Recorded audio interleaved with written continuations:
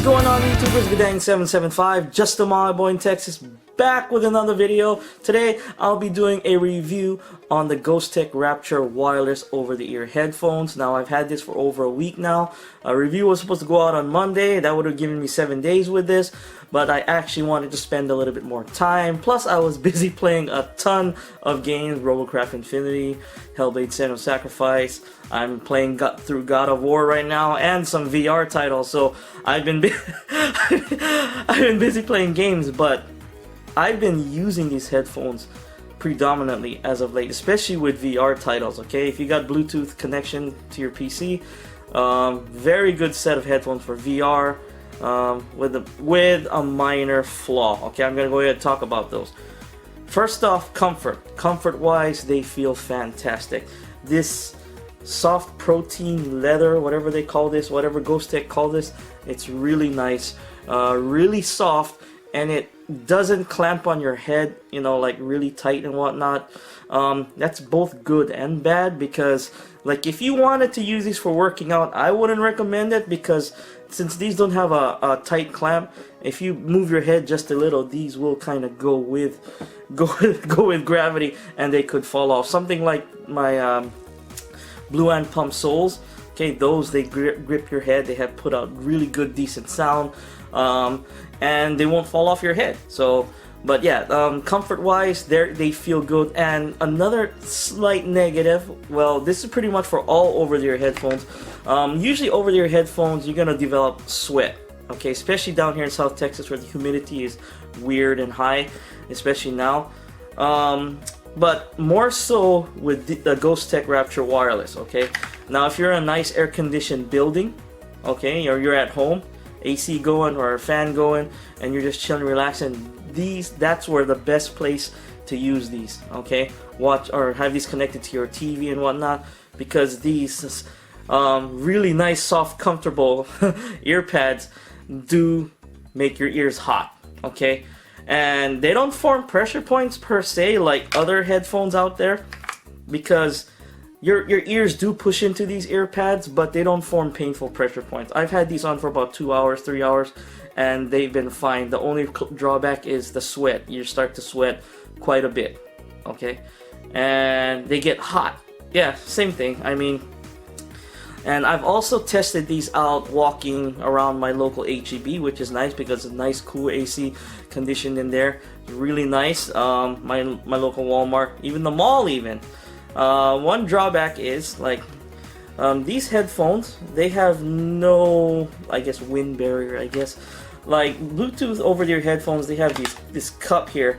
So say if you go to the park, you just wanted to walk now, and it's a nice cool day, you wanted to go walking. If it's really windy outside, the wind gets in between your ears, okay? It'll cut into your sound a little, okay? You're gonna hear the wind, especially if it's windy. Especially here in South Texas, weather's weird. It boggles the mind, but but yeah, the wind does cut in if you're outside on a windy day. It gets kind of just, the wind goes through, and it cuts right in and goes out through the back, and you hear like, you hear that sound sometimes. So like I said, best place to use this is at home, relaxing, or nice cool place where there's no wind. Okay. As for noise cancellation, this has no noise cancellation. Now, if you listen to music really loud, it cancels out noise that way, but it has no noise cancellation features. And I have not tested out the share button. I hardly ever tested out these share me things. They don't work for me. Let me know if you folks pick these up and how this share button works. Let me know in the comments down below if you folks did try it out. Now let's get to the important part. That's sound quality. Sound quality is fantastic. Okay, the sound quality in these things are very, very good, and very, I mean, it's not approaching, it's at the level of Bose. Okay, it's up there with them. Now, you look at the Bose QC35s, those things are $300. Or Sennheiser HD, you know, wireless open-ear headphones, those things can range anywhere from $200 to $500. They're expensive. These easily match those. Every single one of those high-end headphones. Very, very close. Okay, you're probably getting 95% of those expensive headphones at half the cost, at $125 at least. Okay, the sound is crystal clear, the mids and highs are balanced, the bass, the percussions, they hit deep and they hit clean. My only flaw about the sound is, I don't know, like I listen to a lot of classical music, and a lot of classical music has, I guess, like piano. Sometimes the sound for the piano sounds a little artificial. Like, I don't know how to explain. Artificial.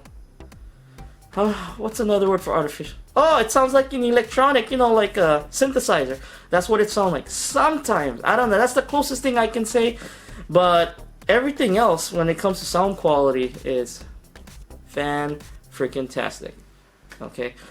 I would purchase these again in a heartbeat.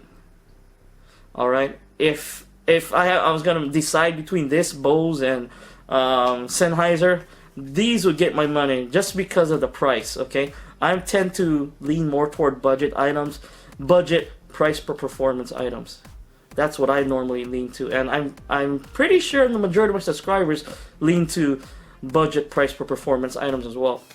Well, if you want something high end, puts out great quality sound, you're gonna listen to at home, in the car. Just chilling in AC, where you're not sweating, walking around in a nice cool day, as long as it's not windy, walking around in a nice cool, shopping mall, Walmart, whatever. These are fan-freaking-tastic for the money. Little pricey, $125, but they're worth it. And how do these compare to my favorite wireless over-the-ear headphones of all time? The Bluetooth U's, my second favorite wireless over-the-ear headphones. The Trailab Z2s. Now this, I think, offers a little bit more price per performance for your money, because these come really close to the Ghostek Rapture wireless and this comes in around $70-80, and this is $125. And when I bought these Bluetooth U's, these were $100. Okay, I got these at, I think it was more. I got it for more than that. But the Ghostek Rapture wireless over-the-ear headphones has overtaken the Bluetooth U's as my favorite wireless over-the-ear headphones. I use this every single day, and it brings a smile to my face every single time I listen to it.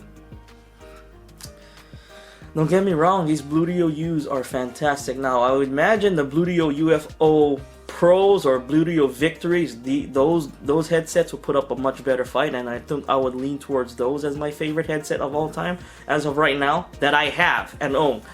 But these are my second best, and unfortunately the Trailab Z2s got demoted to number 3.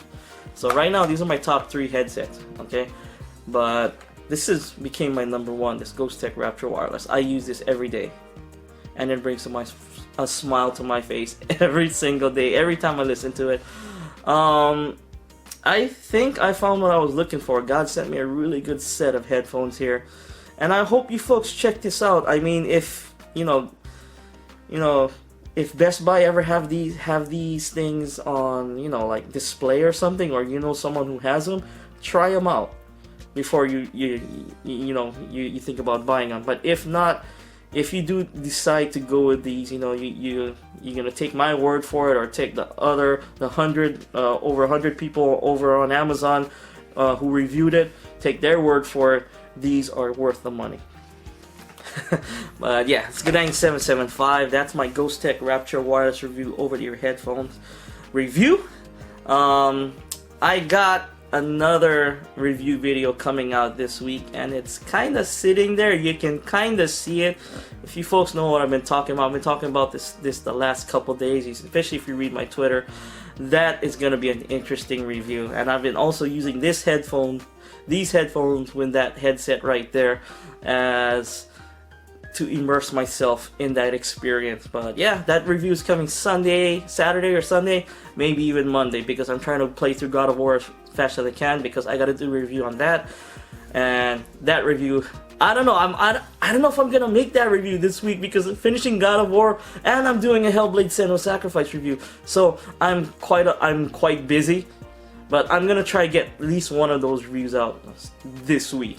But yeah, it's Guddang 775, just a my boy in Texas. Hope you folks like this video. If you like this video, go ahead and hit that like button, subscribe to my channel. for more videos every few days. If you didn't like this video, hit that dislike button and let me know in the comments down below. I do appreciate that criticism. This is Guddang 775, just a mile boy in Texas. Peace out.